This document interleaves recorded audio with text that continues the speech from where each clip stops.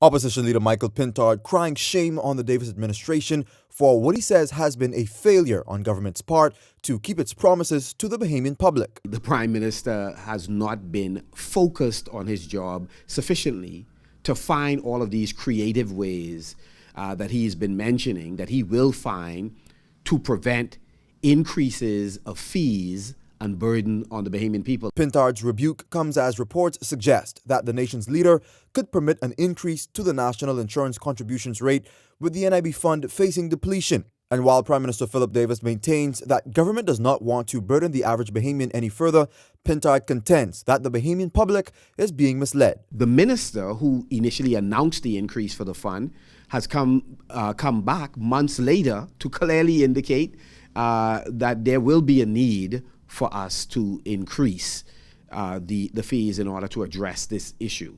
So that's one example of where the Prime Minister's word has really counted for nothing. According to Pintard, this is not government's first misstep with the public. The Prime Minister promised not to put any burden on the Bahamian people as it relates to BPL.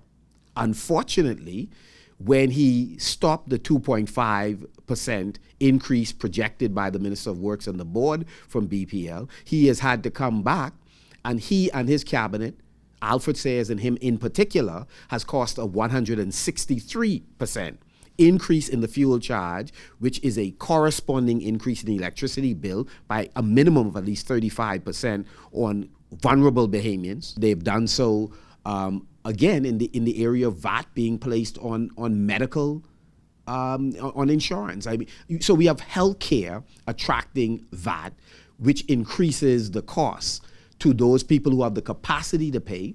And in our view, it is also putting a burden on the sector who will in fact pass on costs to the consumer. And at this point, the opposition leader is calling on the nation's chief to be more transparent about the way forward. He should have a mature conversation with the public about what he intends to do with NIB, and if it is to increase the fee, to say by how much.